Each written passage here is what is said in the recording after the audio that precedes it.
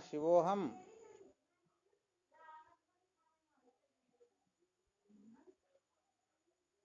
शिवोहम। आवाज आ रही है? आवाज आ रही है?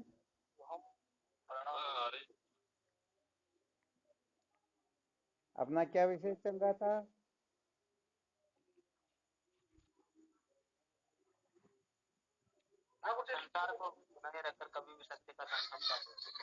संसार को बनाए रखकर कभी भी सत्य का साक्षात्कार नहीं किया जा सकता। अच्छा, सत्य के साक्षात्कार की जीवन में क्या आवश्यकता है?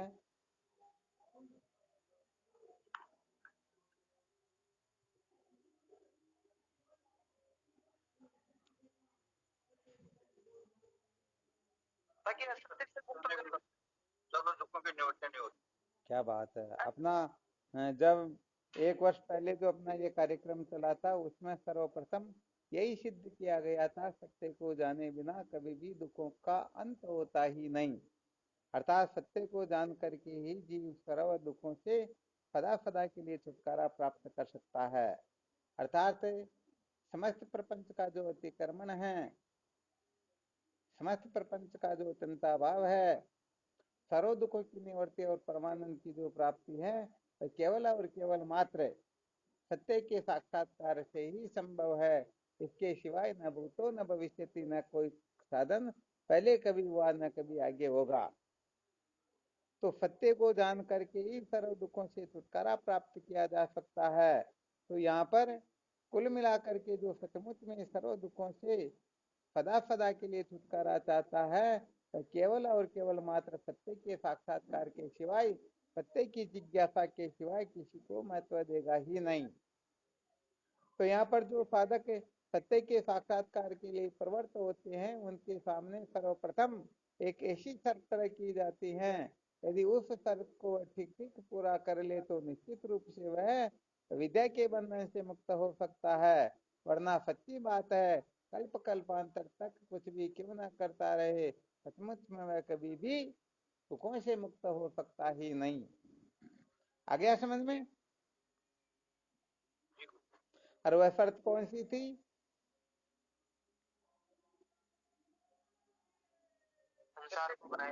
क्या बात! बहुत बहुत धन्यवाद। संसार को बनाए रखकर कभी भी सत्य का साक्षात्कार नहीं किया जा सकता। तो कुल मिलाकर के जो सचमुच में सत्य का साक्षात्कार करना चाहता है, उस साधक को विशेष रूप से इसी सूत्र को हृदयंगम कर लेना है कि संसार को बनाए रखकर कभी भी सत्य का साक्षात्कार नहीं किया जा सकता। बिल्कुल पक्का? अच्छा, फिर यहाँ पर विचार ये करना होता है, संसार को बनाए रखकर दुखों से छुटकारा प्राप्त नहीं किया जा सकता, तो सर्वप्रथम हमें संसार के स्वरूप को समझना होगा। वास्तव में संसार किसे कहते हैं? यदि संसार के बारे में ठीक ठीक जानकारी प्राप्त नहीं करेंगे तो हो सकता है हम कहीं विपरीत न चले जाए। हो सकता है हम सत्य को संसार समझ ले या संसार को सत्य समझ ले। बताओ, गड़बड़ घोटाला होगा या नहीं होगा? निश्चित रूप से होगा ना। तो बस यहाँ पर ये विशेष रूप से ध्यान रखने योग्य है कि वास्तव में ये संसार है क्या भला।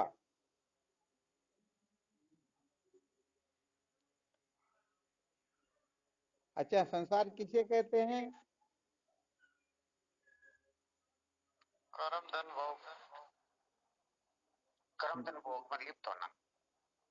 चलो, बहुत अच्छे। ये जो आपने बताया, अपना जो विषय चल रहा है, केवल उपनिषद का मंत्र ये संकेत करता है, न कर्मणा न पर्जया न धनेन त्यागेन एके मृतत्व मानसु। अर्थात न तो कर्म से मोक्ष होती है, न धन से मोक्ष होती है, न भोगों के भोगने से मोक्ष होती है, बल्कि कर्म धन भोग का त्याग करने से ही प्रत्येगात्मा का अनुभव होता है। तो यहाँ पर देखो, आपने जो उत्तर बताया बिल्कुल युक्ति बताया, बिल्कुल ठीक बताया, परंतु थोड़ा और संकेत कर देते हैं। कर्म धन भोग ही संसार नहीं है, अर्थात कर्म धन भोग इसी को संसार कहते हैं, इसी बात नहीं है। ये तो अभी हम LKG में बैठे हुए हैं, तो LKG में कर्म धन भोग को संसार कहना होगा। अभी तो कर्म धन भोग से भी और बहुत बड़े खतरनाक पड़ाव रास्ते में आएंगे, उन सबको पार करना होगा। समझ में आ रहा ना? जी स्वामी। हाँ, तो देखो, संसार का जो स्वरूप है, संसार कहते हैं, किसे कहते हैं? अरे अपनी भाषा में जो सरक जाए उसे संसार कहते हैं। फिर शास्त्रीय भाषाएं तो बहुत सारी होती हैं, जिनमें अनेक प्रकार के सूत्र जीवन मुक्त महात्माओं ने, ब्रह्मवेता महात्माओं ने, श्रुति संत शास्त्रों ने कथन किए हैं। उनके बारे में चिंतन मनन करते रहेंगे, चलता रहेगा। केवल इतना ही समझ लेना कि जो सरक जाए उसे संसार कहते हैं। विचार काल में जो प्रतीत होता हो, विचार काल में जो पाया नहीं जाता हो, उसे संसार कहते हैं। या परमात्मा के सिवा जो कुछ भी नाम रूपात्मक प्रपंच है उसे संसार कहते हैं। अथवा जिसे पकड़ना चाहे फिर भी पकड़ ना सके उसे संसार कहते हैं। जिनको पाना चाहे फिर भी पा नहीं सकते, जिसके द्वारा हम अजर अमर होना चाहे फिर भी अजर अमर हो नहीं सकते, बस उसी का नाम संसार होता है। तो उत्पत्ति विनाशशील हो उसे संसार कहते हैं। आ गया समझ में? तो देखो, अभी हम अंतःकरण की सिद्धि के ऊपर विचार कर रहे हैं, क्योंकि प्रत्येगात्मा का जो अनुभव होता है, ये सर्वप्रथम इसी के ऊपर संकेत कर दिया गया कि जब तक ठीक ठीक तत्व ज्ञान नहीं होता है, तब तक कोई भी सर्व दुखों से छुटकारा और परमानंद का अनुभव कभी कर नहीं सकता है। अर्थात कोई भी जीव तभी कृतार्थ हो सकता है जब ये ठीक ठीक अनुभव प्राप्त करे। या ऐसा समझना चाहिए, ब्रह्माकार वृत्ति जिसके हृदय में जागृत होती है, वही सचमुच में कृतार्थ होता है। ये बाकी के तो बेचारे मौज मस्ती मनोरंजन करने वाले होते हैं। आ गया समझ में? क्या बताया?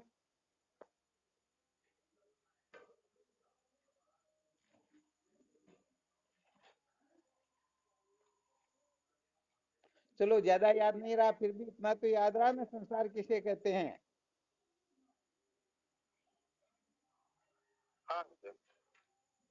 अर्थात आत्मा से भिन्न जो कुछ भी देखने में, सुनने में, सूंघने में, चखने में, स्पर्श करने में आता है, बस इसी का नाम संसार है। तो बताओ, देह, इंद्रिया, प्राण, मन, बुद्धि आदि ये संसार है या नहीं है? संसार है। हाँ, बिल्कुल अच्छी तरह से ध्यान रखना। यहाँ पर विषय यही चल रहा है कि संसार को बनाए रखकर कभी भी सत्य का साक्षात्कार नहीं किया जा सकता। यही चल रहा है ना विषय? तो कहने का मतलब यह है, हम अभी चर्चा कर रहे हैं कर्म धन भोग के त्याग की। कर्म धन भोग का त्याग किसे कैसे किया जाता है, इनकी बहुत सारी प्रक्रियाओं के ऊपर हमने काफी समय से मंथन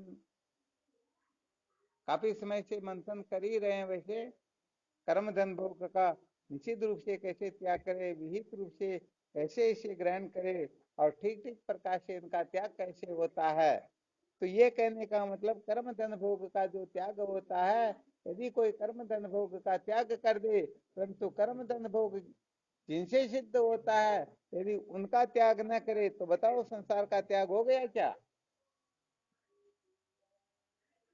नहीं हुआ। हाँ, नहीं हुआ, क्योंकि देखो अच्छी तरह से ध्यान देना, ये बहुत बार बताया जा चुका है कि वृक्ष को बिल्कुल भी हम काट क्यों न दे, परंतु जब तक उसकी मूल को हम नहीं निकाल लेते हैं, तब तक वह पुनः हरी हो जाएगी। आ गया समझ में? और अपने को बारंबार कंटकों में उलझ जाता ही रहता है। तो बताओ, यदि कोई कर्म धन भोग का त्याग कर दे, परंतु ये कर्म धन भोग जिससे होते हैं, जिसके लिए होते हैं, उस शरीर का, उस इंद्रियों का, उस मन का, उस बुद्धि का यदि त्याग न हो, तो बताओ जीवन सफल हुआ क्या?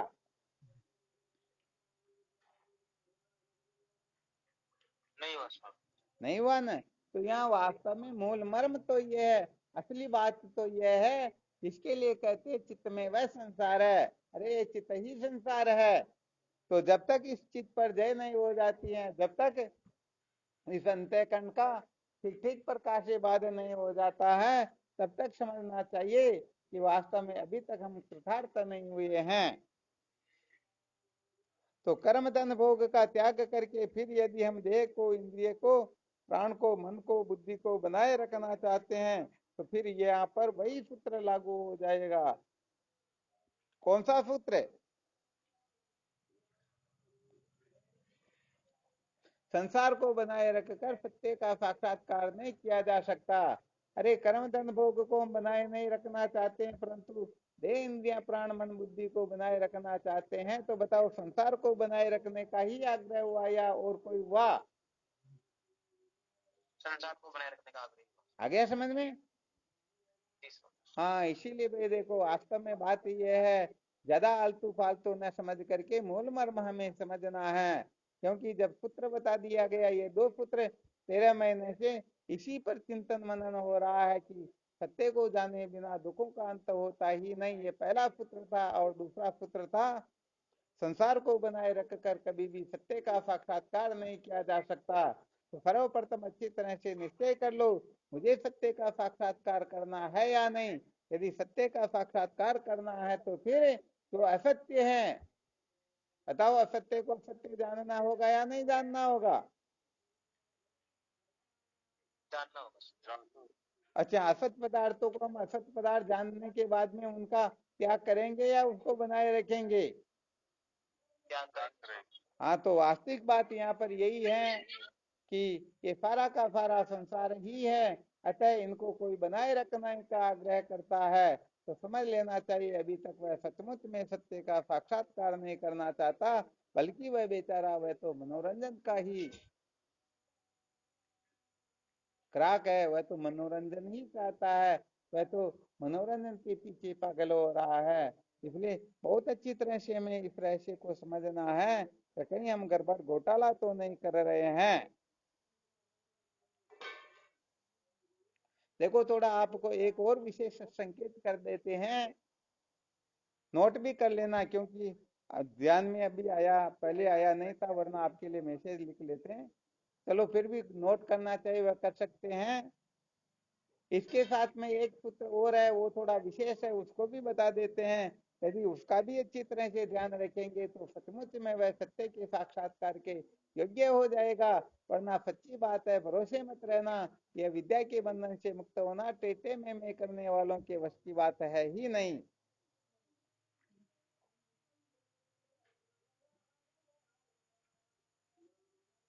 कॉपी पेन निकाल लिया क्या? जी साहब, निकाल लिया। हाँ, सबसे पहले लिखो धन।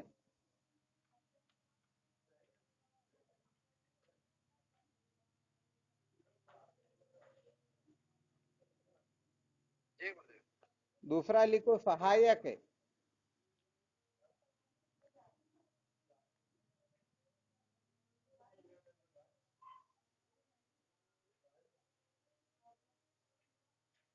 तीसरा लिखो मंत्र।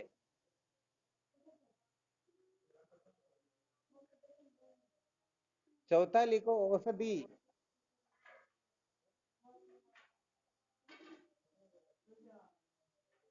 पांचवा लिखो तपस्या। और छठा लिखो योग।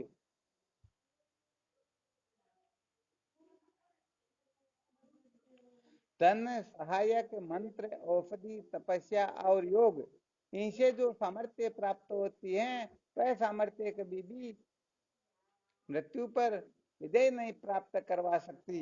अर्थात इन 6 का आश्रय लेकर के कोई चाहे मैं जन्म मरण के बंधन से मुक्त हो जाऊं, मैं अविद्या के बंधन से सदा सदा के लिए छूट करके अपने जीवन को धन्य बना लूं, तो सच्ची बात है, कभी भरोसे मत रहना, स्वप्न में भी इन 6 के द्वारा विद्या की, ज्ञान की निवृत्ति होती ही नहीं। ध्यान देना अच्छी तरह से। धन, सहायक, मंत्र, औषधि, तपस्या और योग, इन 6 से जो सामर्थ्य प्राप्त होती है, इस सामर्थ्य के द्वारा कोई भी मृत्यु पर विजय प्राप्त नहीं कर सकते, अज्ञान के बंधन से छूट नहीं सकते। इसलिए इन छह का नाम भी संसार ही है। यदि कोई इन छह के अंतर्गत उलझा हुआ है तो अच्छी तरह से समझ लेना, अभी तक वह संसार को बनाए रखना चाहता है। और जो संसार को बनाए रखना चाहता है वह कभी भी सत्य का साक्षात्कार नहीं कर सकता है, और जो सत्य का साक्षात्कार नहीं कर सकता वह कभी भी दुखों से मुक्त नहीं हो सकता। ये सिद्धांत है, ये समझ लीजिए, निर्णीत अर्थ है। आ गया समझ में? जी स्वामी। हाँ, इन छहों का विवेचन करेंगे और थोड़ा विशेष रूप से एक एक दिन के लिए, या फिर छह का एक दिन में ही करेंगे तो देख लेंगे। पहले थोड़ा इसको नोट कर लो, थोड़ा ये आपके हृदयंगम हो, थोड़ा आप इनका रिवीजन करो, बारंबार चिंतन मनन करो कि धन के द्वारा, सहायक के द्वारा, मंत्र के द्वारा, औषधि के द्वारा, तपस्या के द्वारा, योग के द्वारा विद्या के बंधन से निवृत्ति क्यों नहीं होती है। तो पहले आप लोग इस पर मंथन करना, फिर विचार करेंगे कि इनके द्वारा विद्या के बंधन से छुटकारा इस कारण से नहीं होता है।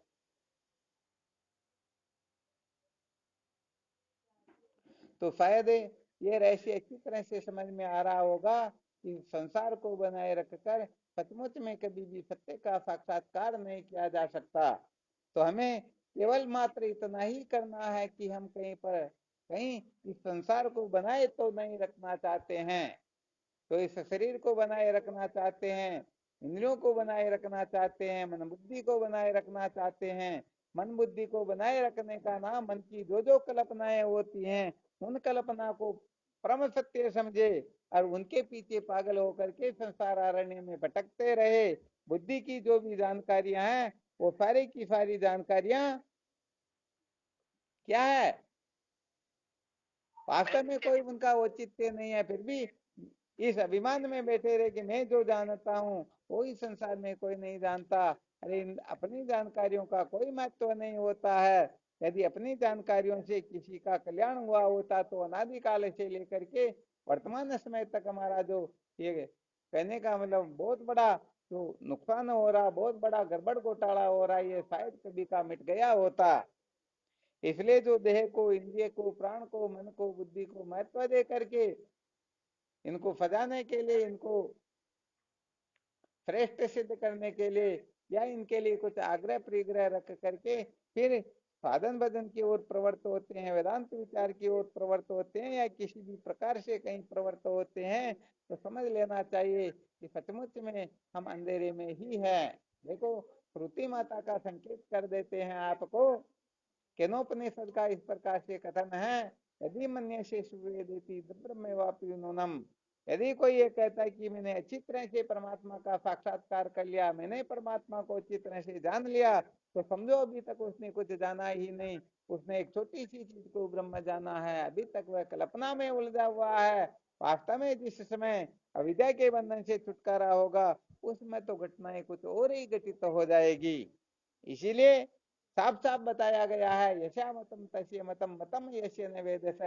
जो कहता मैंने परमात्मा को जान लिया, मुझे अच्छी तरह से ज्ञान हो गया, समझो अभी तक उसने कुछ जाना ही नहीं, अभी तक उसका ज्ञान निवर्त हुआ ही नहीं। आ रहा समझ में? जी स्वामी। तो यहाँ पर अपने को कुल मिला करके अधिक से अधिक निषेधात्मक पद्धति से ही विचार करना है। और निषेधात्मक पद्धति से विचार करने का तात्पर्य केवल इतना ही है कि श्रुति युक्ति अनुभूति से, एक दिन आपको सुनाया था, श्रुति युक्ति अनुभूति से जिसकी सिद्धि हो ही नहीं, हम बस उसी के पीछे पागल हो रहे हैं। बताओ, श्रुति युक्ति अनुभूति किसी भी तराजू के द्वारा यह सिद्ध किया जा सकता है कि संसार नाम की कोई वस्तु होती है अथवा शरीर इंद्रिया मन बुद्धि होती है? क्या श्रुति युक्ति अनुभूति से सिद्ध है क्या? नहीं। उस दिन बताया था श्रुति से कैसे सिद्ध नहीं है।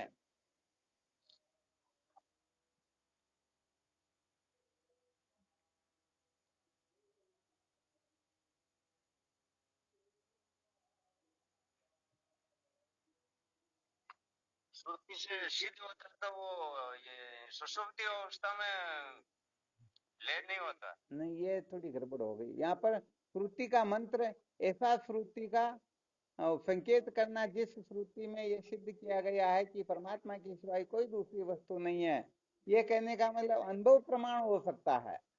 अभी जो तीन प्रमाण चल रहे हैं ना, श्रुति प्रमाण, युक्ति प्रमाण, अनुभूति प्रमाण, श्रुति से भी प्रपंच की सिद्धि नहीं होती है, युक्ति से भी सिद्धि नहीं होती है, अनुभव से भी इनकी सिद्धि नहीं होती है। ये सिद्ध करना तो सबसे पहले श्रुति के प्रमाण द्वारा हम समस्त आत्म प्रपंच का निषेध करें। कैसे करें? कोई ऐसी श्रुति आ रही ध्यान में जिसमें बताया गया परमात्मा के सिवाय और कोई वस्तु है ही नहीं, ये सारा का सारा जो कुछ भी बंधन मुक्ति है ये मन की कल्पना मात्र है। अभी शायद 2-5 रोज पहले ही इस पर विचार किया था। स्वामी वासुदेव परम सत्य जगत मिथ्या। क्या बात है, बहुत बहुत धन्यवाद। ईशावास्यम इदं सर्वं। क्या बात है, गुरुदेव परम सत्य जगत मिथ्या। बहुत बहुत धन्यवाद। बिल्कुल यही बात, कुल मिलाकर के एक ऐसी श्रुति उद्धृत करनी है जिस श्रुति में बताया गया परमात्मा के सिवाय और कोई दूसरी वस्तु है ही नहीं। अर्थात जैसे रस्सी में रस्सी के सिवाय न सर्प है, न माला है, न दरार है। तो यहाँ पर ईशावास्यम इदम सर्वम यत् किंचित जगत्याम जगत है। ईशावास्यम इदम सर्वम जब ये कह दिया गया कि ईश्वर के सिवाय कोई वस्तु है ही नहीं, तो बताओ ये जगत आ कहां से गया? क्योंकि देखो अच्छी तरह से इस बात को समझना होता है, गफलत में नहीं रहना होता है। हाँ, यहाँ अंत फंट नहीं समझा जाता बल्कि निर्णय करके सिद्ध किया जाता है। देखो इस बात को हम अच्छी तरह से जानते हैं कि बिना देश काल के किसी वस्तु की उत्पत्ति हो सकती क्या? अरे बिना देश काल के किसी वस्तु की उत्पत्ति होती ही नहीं। तो सर्वप्रथम देश काल को सिद्ध करना होगा। यदि कोई देश काल को सिद्ध कर दे तो निश्चित रूप से सारा का सारा प्रपंच सिद्ध हो सकता है। परंतु यदि कोई देश काल को सिद्ध न कर सके तो ये सारा का सारा प्रपंच अलिक ही है। वास्तव में प्रतीत जरूर होता है परंतु इसकी सत्ता ही नहीं है, वास्तव में इसकी उत्पत्ति हुई ही नहीं। अच्छा, यदि कोई देश काल को सिद्ध करना चाहे तो बताओ ये देश काल जो है उस अद्वितीय आत्मा से, उस परमात्मा से, ब्रह्म तत्व से भिन्न है या भिन्न है? अरे अभिन्न है तो फिर क्या उत्पत्ति हुई? कुछ नहीं। और यदि कोई कहते भिन्न है, यदि ये भिन्न है तो फिर इसका मतलब ये हुआ कि परमात्मा से जो वस्तु भिन्न है उसकी निश्चित रूप से उत्पत्ति होती है। और उत्पत्ति होती, जैसे संतान की उत्पत्ति होती तो माता पिता से ही होती है, नियम से होती, कायदे कानून से होती है। तो ये देश काल जो है उत्पन्न हुए, तो बताओ ये किस देश काल से उत्पन्न हुए? अब यहाँ पर यदि कोई कहते तो अपने आप ही उत्पन्न हो गए तो इसको कहते आत्माश्रय दोष। ध्यान देना अच्छी तरह से, कौन सा दोष कहते हैं? हाँ, कहने का मतलब जैसे कोई ये कह दे मेरा पिता बाल ब्रह्मचारी है या मेरी उत्पत्ति, ओ वो तो व्याघात दोष हो जाएगा। मेरी उत्पत्ति अपने आप ही हो गई, मेरे से ही हो गई, तो क्या यहाँ ऐसा संभव है क्या?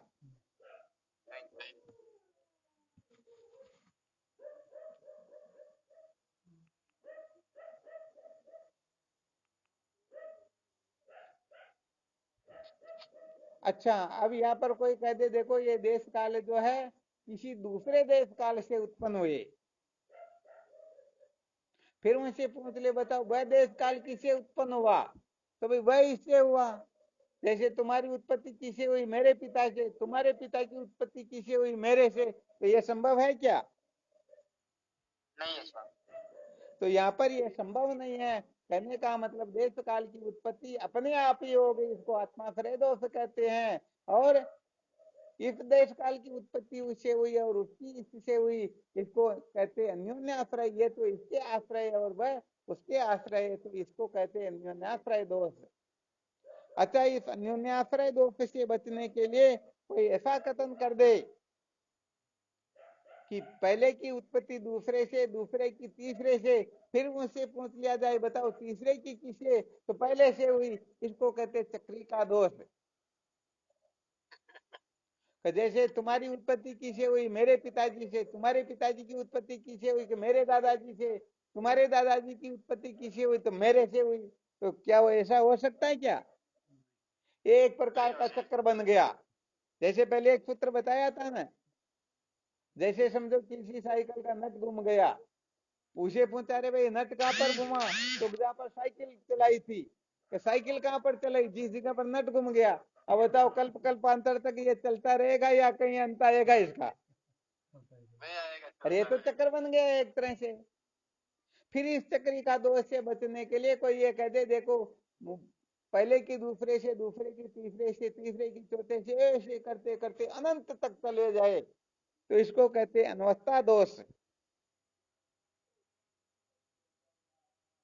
कौन सा तो स्वामी जी? अनवस्था दोष कहते हैं इसे, क्योंकि भाई इनमें इनकी कहीं पर विश्रांति ही नहीं है ना, ये तो चलता रहेगा भले कहते रहो। ठीक है, जैसे किसी ने पूछा भगवान राम के पिता का नाम क्या है, दशरथ, उनके पिता का नाम क्या है, 11 रथ, उनके पिता का नाम क्या है, 12 रथ। बताओ ये श्रृंखला कहीं शांत होगी क्या? अरे ना समझ लोग समझते तो है नहीं, और पता नहीं क्या क्या करने लग जाते, इसको कहते हैं अनवस्था दोष। अच्छा, इस अनवस्था दोष से कहने के लिए कोई कह दे, जैसे समझो ये उत्पत्ति जो बताई गई अनवस्था दोष, पता नहीं कहां से कहां तक चले गए, उनमें से ये कह दे कि इनमें से कौन सा देश काल इस जगत की उत्पत्ति का कारण हुआ, अर्थात कौन से देश काल से आकाशादिक पंच तत्वों की उत्पत्ति हुई, और फिर उस पंच तत्वों के पंचीकरण से सकल नाम रूपात्मक प्रपंच की उत्पत्ति हुई। तो मूल में देश काल की आवश्यकता है ना। जी स्वामी। तो कोई ये कह दे जैसे 27वां नंबर का जो देश काल है उससे ही इस जगत की उत्पत्ति हुई, पंच तत्वों की उत्पत्ति हुई, तो बताओ 27 से पहले 26 हो तो बेकार हो गए ना। इसको कहते हैं प्रागलोप दोष। अब इस प्रागलोप दोष से बचने के लिए कोई कह दे,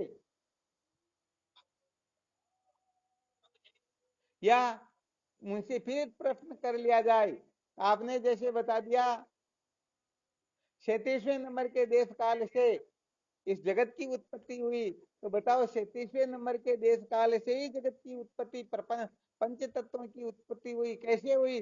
36वें से क्यों नहीं हुई, 38वें से क्यों नहीं हुई, 37वें से ही क्यों हुई? तो बताओ इसमें कोई युक्ति लगा करके सिद्ध करके बता सकते हैं क्या? नहीं बता सकते। हाँ, कोई 1000वें नंबर के कह दो ना, बोले कोई दिक्कत नहीं, 1000वें नंबर का जो देश काल है उससे पंच तत्वों की उत्पत्ति होती है, और पंच तत्वों के पंचीकरण से सकल जगत की उत्पत्ति होती है। चलो बहुत अच्छी बात मान लेते हैं, परंतु 1000वें नंबर के देश काल से ही क्यों होती है, ये 999 नंबर के या 1100वें नंबर के देश काल से उत्पत्ति क्यों नहीं होती? बताओ कोई सिद्ध कर सकता है क्या? नहीं कर सकता है। हाँ, तो कहने का मतलब वास्तव में असली बात यह है कि देश काल है जो इसको कोई सिद्ध कर सकता ही नहीं, क्योंकि देश काल को ब्रह्म से भिन्न समझ ले तो वह तो ब्रह्म रूप ही है, उत्पत्ति क्या हुई, और यदि ब्रह्म से भिन्न समझे तो जो ब्रह्म से भिन्न वस्तु होगी उसकी निश्चित रूप से उत्पत्ति होगी, और उत्पत्ति होगी तो नियम से ही होगी।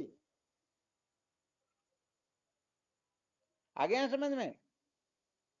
तो ये 6-7 प्रकार के जो दोष हैं, ये दोष उपस्थित हो जाने के कारण देश काल की उत्पत्ति कोई सिद्ध कर सकता नहीं। जब देश काल ही नहीं उत्पन्न हुआ तो फिर पंच तत्व कहां से उत्पन्न होंगे?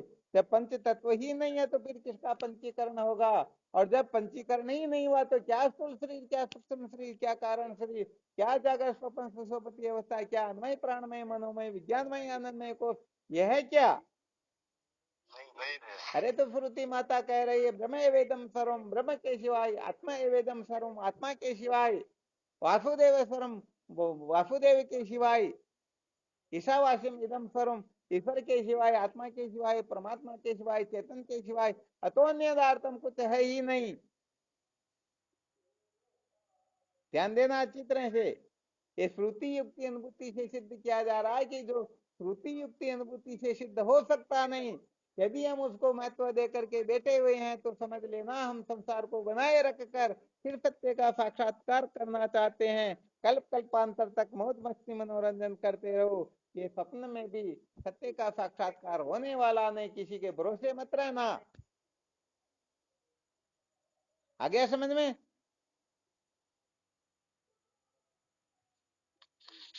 चलो ठीक है, श्रुति से सिद्ध हो, आप युक्ति से सिद्ध करके बताओ। युक्ति से परमात्मा के सिवाय और कोई दूसरी वस्तु नहीं है।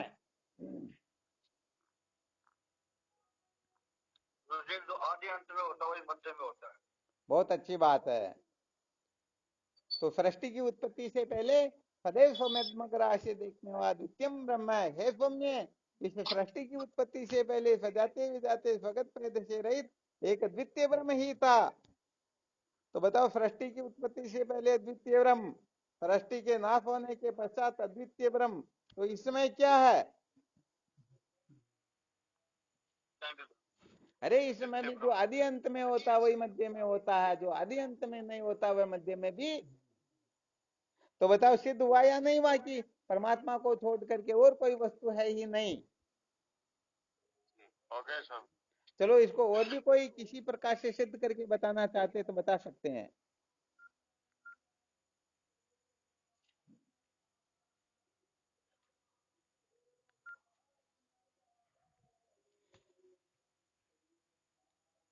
ये जो कुछ भी प्रपंच प्रतीत हो रहा है, ये प्रपंच प्रपंच नहीं बल्कि साक्षात परमात्मा है, वो सिद्ध करके बता सकते हैं क्या? जागृत स्वप्न सुसुप्ति तीनों में एक रहता है तो सिद्ध होता है। हाँ नहीं, वो बात ठीक है, परंतु ये जो कुछ भी प्रपंच प्रतीत होता है ये प्रपंच प्रपंच नहीं है बल्कि परमात्मा ही है। कैसे सिद्ध करेंगे? घड़े से पहले भी मिट्टी थी, घड़ा है तब भी मिट्टी है, घड़े के बाद में मिट्टी है। बहुत बहुत धन्यवाद, बहुत अच्छी बात है। अच्छा, और भी कोई बताना चाहेंगे? हाँ गुरुदेव, सोना जेवर के पहले भी था और जेवर की उपाधि हटने के बाद में फिर भी सोना ही रहेगा। बहुत बहुत धन्यवाद, बहुत अच्छी बात है। अच्छा चलो, थोड़ा संकेत कर देते हैं, ठीक है ना?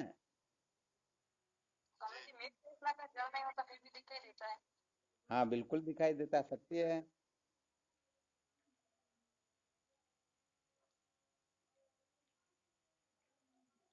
अच्छा, थोड़ा संकेत कर देते हैं ना, समझने की कोशिश करना। ये जितना भी प्रपंच है, ये अर्थात पृथ्वी पर, पृथ्वी के द्वारा जो कुछ भी उत्पन्न हुआ, बताओ ये ज्यादा थोड़ा विषय नहीं बढ़ाएंगे, थोड़ा संकेत कर देते, क्योंकि आप सब समझदार हो, ज्यादा विषय विस्तृत होने से तो समस्या आती है। कहने का मतलब, कारण और कार्य दो वस्तु जो होती है ना, इनमें से कार्य जो होता है वास्तव में कार्य नाम की कोई वस्तु नहीं होती, कारण ही मुख्य हुआ करता। जैसे अभी जेवर और सोने का दृष्टांत दिया, तो सोना कारण है और जेवर कार्य है, तो बताओ कारण को छोड़ करके कार्य कुछ होता है क्या? नहीं होता। तो यहाँ पर ये जेवर जो है वास्तव में जेवर जेवर नहीं बल्कि सोना ही है। अब इस दृष्टिकोण से अपने को आगे बढ़ना है।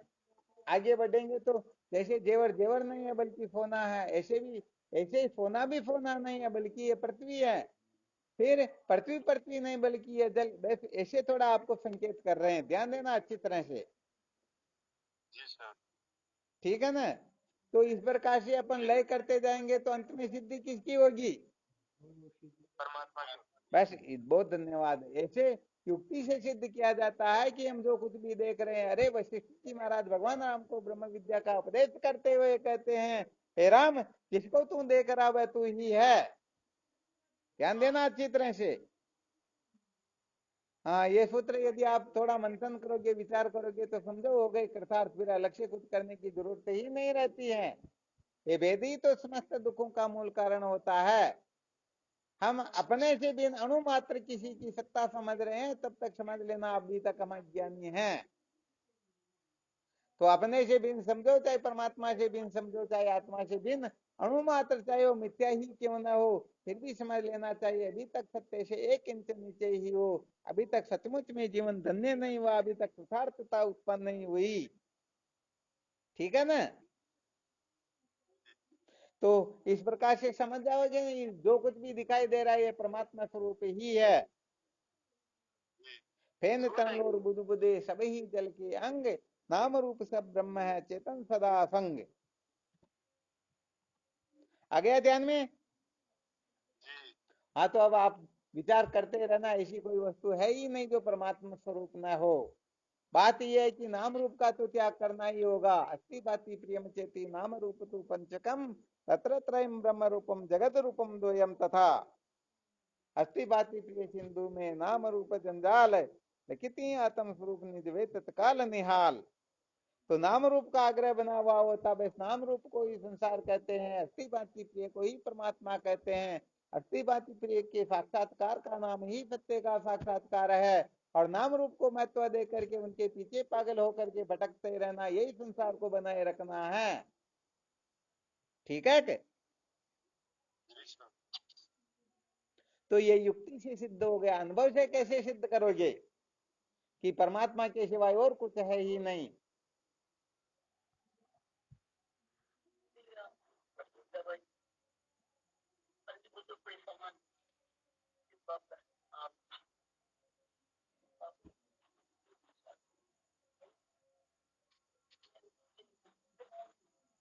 क्या बात हुई, कोई बोल नहीं रहे?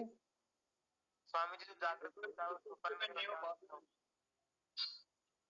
बहुत बहुत धन्यवाद, बहुत उचित, धन्यवाद। देखो ये सिद्धांत है, जागृत अवस्था में स्वप्न और सुषुप्ति अवस्था नहीं होती, स्वप्न में जागृत सुषुप्ति नहीं होती है, और सुषुप्ति होती है तब जागृत स्वप्न नहीं होती हैं। समझ में आ रहा ना? जी सर। तो इससे क्या सिद्ध होता? जागृत भी मिथ्या, स्वप्न भी मिथ्या, और सुषुप्ति भी मिथ्या। और जो वस्तु मिथ्या होती वह अधिष्ठान से भिन्न नहीं होती, बल्कि अधिष्ठान स्वरूप ही होती है। देखो ये वेदांत के बड़े विलक्षण सूत्र होते हैं, थोड़ा अच्छी तरह से मंथन किया करो, ध्यान दिया करो। जैसे रस्सी में प्रतीयमान सर्प रस्सी से भिन्न नहीं होता, वैसे ही समर्थनाम प्रपंच जिस अधिष्ठान आत्मा में बिना हुए ही प्रतीत हो रहे हैं, वास्तव में उस आत्मा तत्व के सिवाय दूसरी कोई वस्तु न भूतो न भविष्यति, न कभी हुई नहीं, होगी नहीं, हो सकती नहीं। अतः विचार करके देखा जाए तो सुषुप्ति में जो होता वही अपना स्वरूप होता है, सुषुप्ति में जो अपने साथ होता वही सत्य होता है। तो बताओ, ये जागर स्वप्न सुषुप्ति तीनों मिथ्या होने से परमात्मा से भिन्न है क्या? नहीं है। तो कुल मिलाकर के अनुभव से अपने को विचार करके देख लेना है कि वास्तव में ये सारा का सारा जो प्रपंच दिखाई देता है, ये प्रपंच अपनी उत्पत्ति से पहले ब्रह्म ही था, और वैसे देखा जाए तो इसमें भी ब्रह्म ही है। हम केवल नाम और रूप का विशेषण लगा करके, नाम रूप का चश्मा लगा करके देखते हैं, इसीलिए ये गड़बड़ घोटाला होता है, वरना वास्तव में परमात्मा को छोड़ करके कोई वस्तु होती ही नहीं। आ गया समझ में? जी सर। अच्छा, ये श्रुति युक्ति अनुभूति से सिद्ध करने की क्या आवश्यकता हुई? ये क्यों बताया गया? ये श्रुति द्वारा जो होती है वही ध्रुव सत्य होती है। हाँ, वो तो बिल्कुल ठीक है, परंतु अभी यहाँ बताने की क्या आवश्यकता थी?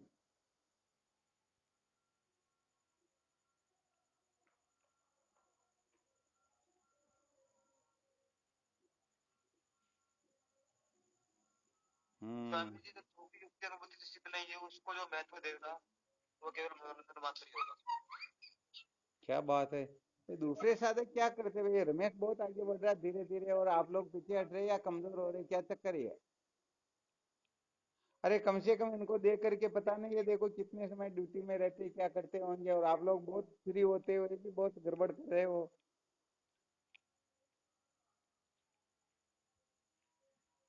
या फिर आप लोगों को भी एयरफोर्स में भर्ती हो जाना चाहिए। तो पहले सूत्र नहीं बताया था क्या?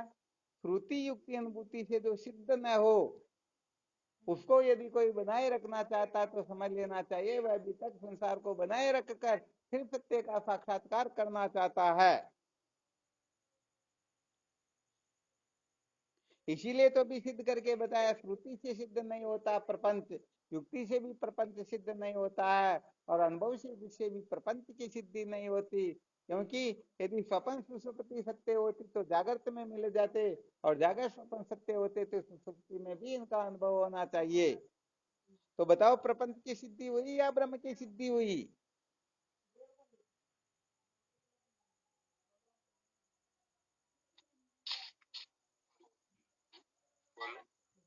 ब्रह्म की सिद्धि हुई। हाँ, वास्तव में देखा जाए तो ये ब्रह्म जो है इसकी सिद्धि नहीं होती, बल्कि ब्रह्म तो स्वयं स्वयं सिद्ध है। ब्रह्म की सिद्धि से ही सबकी सिद्धि होती है। बहुत धन्यवाद, आपने बहुत अच्छा बताया। यहाँ पर केवल ब्रह्म की ही सिद्धि हुई। बताओ, नाम रूपात्मक प्रपंच की सिद्धि हुई क्या? नहीं। अरे, यही तो जीवन का सबसे बड़ा गड़बड़ घोटाला होता है। सचमुच में बंध्या का पुत्र होता ही नहीं, फिर भी भोले जी उलझे हुए हैं कि ये बंध्या का पुत्र मेरी संपत्ति का उत्तराधिकारी हो जाएगा, ऐसा वैसा कर देगा। बताओ, कितने भोले जी होंगे ऐसे? हाँ, असनावत तेज सिंह जी, सच में हो सकता हम वही, हम ही स्वयं वैसे ही हो। क्यों? क्योंकि हम ही तो संसार को बनाए रखना चाहते हैं। तो जो संसार को बनाए रखना चाहता है, समझ लीजिए वह बंध्या के पुत्र से डर रहा है कि ये मेरी संपत्ति का उत्तराधिकारी कहीं हो ना जाए। बिल्कुल। हाँ, इसलिए समस्त साधकों को अच्छी तरह से मंथन करना है। यदि कोई देह को, इंद्रिय को, प्राण को, मन बुद्धि को महत्व देता है, परमात्मा के सिवाय अणु मात्र भी किसी की सत्ता स्वीकार करता है, तो समझ लेना चाहिए अभी तक वह साधक नहीं, वह संसारी है। अभी तक वह जन्म मृत्यु की श्रृंखला में ही भटकेगा। अभी तक उनके लिए मुक्ति मोक्ष का कोई काम ही नहीं है। तो देखो, इस सूत्र को अच्छी तरह से स्वर्ण अक्षरों में लिख लेना अपने को। संसार को बनाए रख कर कभी भी सत्य का साक्षात्कार नहीं किया जा सकता। और कुछ भी याद रहे या न रहे, चिंता करने की आवश्यकता नहीं है। पहला सूत्र था, सत्य को जाने बिना दुखों का अंत होता ही नहीं। और दूसरा सूत्र जो है, संसार को बनाए रख कर कभी भी सत्य का साक्षात्कार नहीं किया जा सकता। इन दोनों को अच्छी तरह से याद रखो, और फिर चिंतन मनन करते रहो, कहीं मैं संसार को बनाए तो नहीं रखना चाहता हूँ। फिर हम जिसको महत्व दे रहे हैं समझो उसी को बनाए रखना चाहते हैं। तो फिर बुद्धि तक किसी को भी महत्व दे रहे हैं, तो अभी तक हम सचमुच में वेदांत के साधक नहीं हैं। अभी तक हम सचमुच में उत्तम जिज्ञासु नहीं हैं। अभी हमारा ये ब्रह्म विचार सार्थक नहीं होगा। इसलिए इन समस्त कल्पनाओं को तुली लगाना होता है, उनको जलाना होता है। इसलिए अपने को कम से कम ध्यान रखना कहीं ये डबल चार्ज न लग जाए। डबल चार्ज का मतलब समझ में आ रहा ना? हाँ, सजानंद जी महाराज ने बता दिया, हारमोनियम सीखने वाला दृष्टांत। जो कुछ भी नहीं जानता था उसको 500 रुपए बताया, और जो 80% जानता था उनको बता दिया 1000 रुपया। वह चक्कर का गया, मैं मुझे तो 2-3 दिन का काम है, मैं तो बहुत जानता हूँ, थोड़ा बहुत सीखना है। तो मास्टर साहब ने कह दिया, बेटे बात यह है कि 500 रुपए तो तुझे बुलाने के लिए लगेंगे और 500 रुपए सिखाने के। इसलिए वो पहले वाला जो व्यक्ति था ना, भोला बेचारा, कुछ नहीं जानता था, उसे आगे तो वही निकला। तो कहीं ऐसा ना हो जाए संत महापुरुषों को प्रयत्न करना पड़े कि पता नहीं हम क्या अंट संत खोपड़ों में बिठा करके बैठे हुए हैं। तो कम से कम उनको निकालने के लिए अलग चार्ज न लग जाए, अलग समय न लग जाए। इसीलिए देह को, इंद्रिय को, प्राण को, मन बुद्धि को, किसी को महत्व दे रहे हैं, तो समझो हम सचमुच में संसार को बनाए रखना चाहते हैं।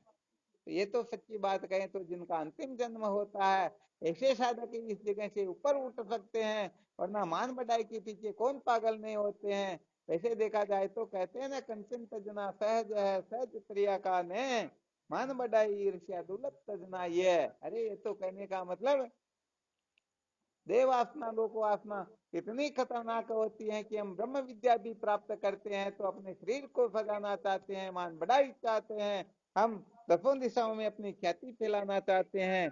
तो सच्ची बात है यह है, इस प्रकार से जो बहिर्मुख हो रहे हैं वो संसार के ही अधिकारी हैं। अभी तक ब्रह्म विद्या की जिज्ञासा भी उनमें जागृत नहीं हुई है।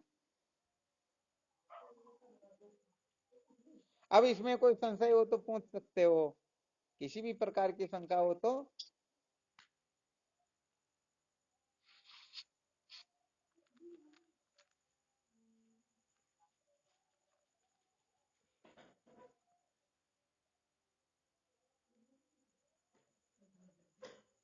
कोई शंका नहीं। नहीं। हाँ तो बहुत धन्यवाद इनका। अच्छी तरह से मंथन करना। और संसार में पहली बात तो यह होती है, सत्य को जानने की और किसी की प्रवृत्ति होती नहीं है। और यदि किसी की होती है तो 6 जगह पर बहुत ज्यादा अटक जाते हैं। वो सोचते हैं कि हम धन से ब्रह्म विद्या प्राप्त कर लेंगे, सहायक से प्राप्त कर लेंगे, मंत्र से कर लेंगे, औषधि से कर लेंगे, तपस्या से कर लेंगे, योग से कर लेंगे। ये बुद्धि को ये कभी भी परमात्मा तत्व का साक्षात्कार नहीं कर सकते। कल ही इसको सिद्ध करके बताएंगे। हाँ तो कोई भरोसे बैठा हुआ हो कि धन, सहायक, मंत्र, औषधि, तपस्या और योग, इनके द्वारा मैं परमात्मा तत्व को प्राप्त कर लूंगा, तो कहने का मतलब अपने को भरोसे नहीं रहना है, स्वप्न में भी इसे प्राप्त होने वाला है ही नहीं। इसके लिए तो पृथ्वी लोकान कर्म चित्तान है, ब्रह्मणो निर्वेद मायान, नास्ता करता करते न तद विज्ञानार्थम से गुरु में वापी गचेत स्मृत पाणी श्रोत्रिय ब्रह्मनिष्ठम। अरे उसके लिए तो केवल और केवल मात्र साधन संपन्न होकर के ब्रह्मवेता गुरुदेव के सानिध्य में ही जाना होगा, बाकी सबका त्याग करना होगा, तब जाकर के जीव विद्या के बंधन से मुक्त हो सकता है। वरना तो सच्ची बात है, मौज मस्ती मनोरंजन हो सकता है, वाई वाई हो सकती है, परंतु कल्याण तो होने वाला, हाँ उनकी मुक्ति जरूर हो जाएगी, मुक्ति होने वाली हाँ वास्तव में नहीं होने वाली है। इसलिए श्रुति माता के परम तात्पर्य को समझना चाहिए। हमारे वेद वेदांत क्या कहते, तत्वेतम आत्माओं का क्या कथन है, अरे किस प्रकार से ब्रह्म विद्या प्राप्त की जाती है। इसमें ऐसा नहीं कि 2-4 किताबें याद कर ले, रट ले, पढ़ ले, सुनाने लग जाए, 1% भी ये ब्रह्म विद्या के संकेत नहीं है। इसलिए आपको सर्वप्रथम कर्म धन भोग से ही विरक्त होने के लिए संकेत किया जा रहा है कि न तो कर्म से मोक्ष होती है, न धन से मोक्ष होती है, न भोगों से मोक्ष होती है। इसलिए कर्म धन भोग से जो ऊपर उठना चाहेगा, सचमुच में वह ब्रह्म विद्या का साधक हो सकता है, जिज्ञासु हो सकता है। परंतु कर्म धन भोग से ऊपर उठ करके देह इंद्रिया प्राण मन बुद्धि से ऊपर न उठना चाहे तो वह भी वास्तव में जिज्ञासु नहीं बल्कि एक नंबर का संसारी ही है। अरे वो घर से भी निकल गया और मंजिल पर भी नहीं जाता तो बीच में उसे ठोकरें लगने लगेगी ही। हाँ इसमें संशय नहीं है। तो यहाँ पर तो संप्रदाय की रीति से हमारे ब्रह्मवेता महापुरुषों ने जिस प्रकार से आत्मा तत्व का विचार किया है, उसी प्रकार से हमें भी करना होगा। सारी अक्ल होशियारियों का त्याग करना होगा, तब जाकर के ये रहस्य, ये मर्म अपने हृदय में प्रकट होगा। वरना सच्ची बात है, ये कल्पना अनादिकाल से करते आ रहे हैं, करते रहेंगे, कर ही रहे हैं, शांति स्वप्न में भी मिलने वाली है नहीं। इसलिए असुप्ते रामर्ते कालम नए वेदांत चिंतिया, जागने से लेकर के सोने तक, जन्म से लेकर के मृत्यु तक केवल और केवल मात्र आत्मा तत्व का ही विचार करना चाहिए।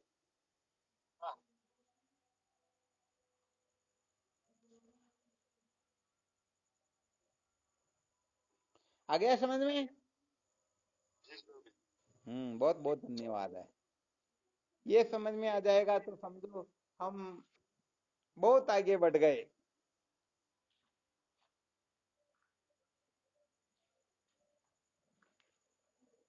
होता क्या होता क्या है कि ज्ञान जो होता है ये वस्तु के अधीन होता है, इसलिए इसमें अक्ल होशियारी 1% भी चलती ही नहीं। यहाँ पर यह नहीं है कि कोई चक्रवर्ती सम्राट का बेटा या बाप है तो उसी तत्व का ज्ञान उसी समय हो जाएगा। वास्तव में ऐसा संभव ही नहीं है। यहाँ पर तो कुल मिलाकर के मल विक्षेप दोष से रहित, टूटे साधन संपन्न, श्रोत्रिय ब्रह्मनिष्ठ गुरुदेव के सानिध्य में बैठ करके जब आत्मा तत्व का श्रवण मनन निध्यासन करेगा, तभी ये विद्या के बंधन से छुटकारा मिलेगा। वरना सच्ची बात है, काम चलने वाला वास्तव में, हाँ वास्तव में नहीं है।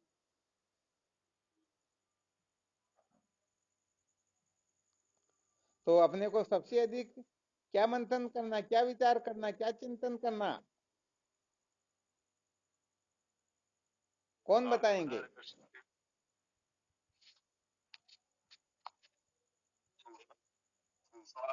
सत्य का साक्षात्कार नहीं हो सकता। हाँ ये तो सूत्र था।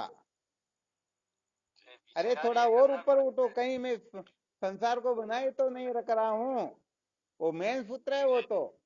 अब अपने को व्यक्तिगत रूप से विचार करना है, कहीं मैं संसार को तो महत्व नहीं दे रहा हूँ, मैं कहीं संसार को बनाए तो नहीं रखना चाहता हूँ, क्या मैं संसार को बनाए रखकर सत्य के साक्षात्कार के लिए तो प्रवृत्त नहीं हो रहा हूँ। अरे ये सारे के सारे संकेत सूत्र ऐसे हैं कि पता लग जाएगा कि सचमुच में आप जिज्ञासु हो या मौज मस्ती मनोरंजन करने वाले हो।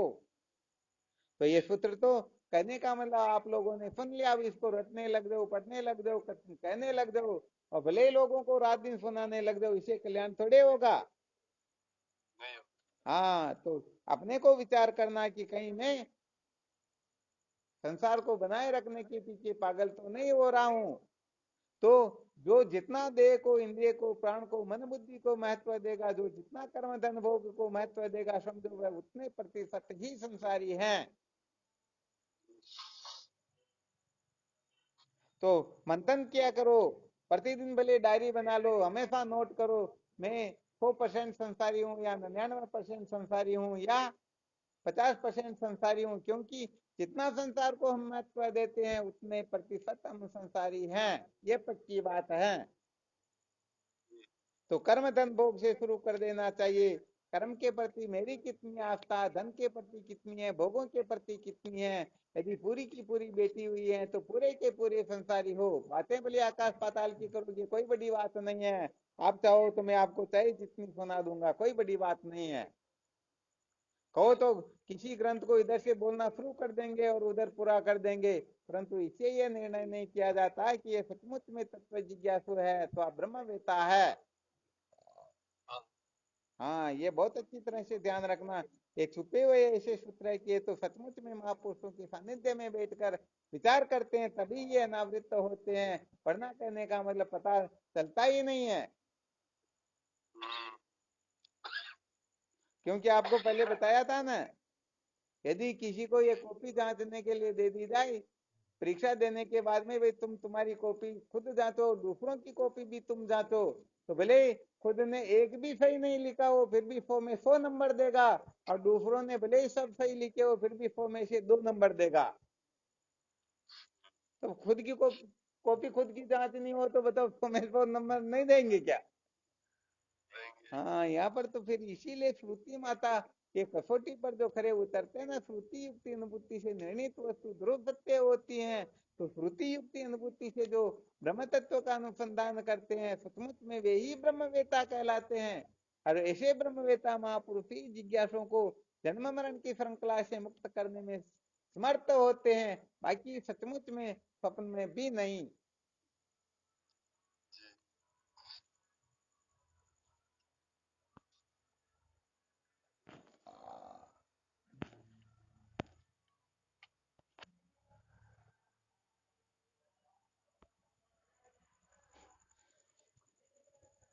चलो ठीक, तो करो चिंतन मनन।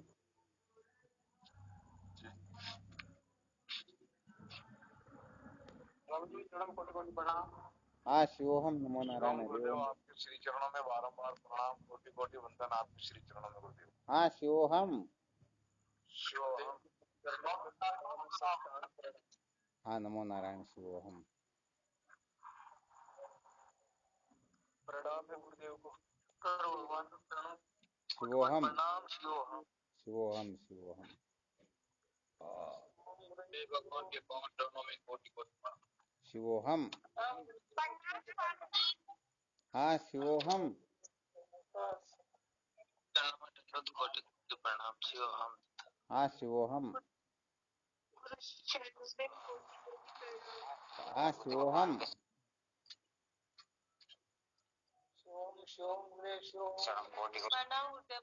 हाँ, नमो नारायण, नमो नारायण, शिवोहम।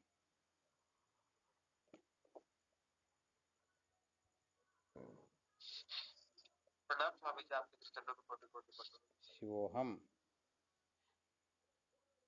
प्रणाम गुरुदेव आपके चरणों में शिवोहम। कोटि प्रणाम। शिवोहम। शिव प्रणाम गुरुदेव शिवोहम। हाँ, शिवोहम। कोटि कोटि प्रणाम स्वामी जी आपके चरणों में। हाँ, शिवोहम, नमो नारायण।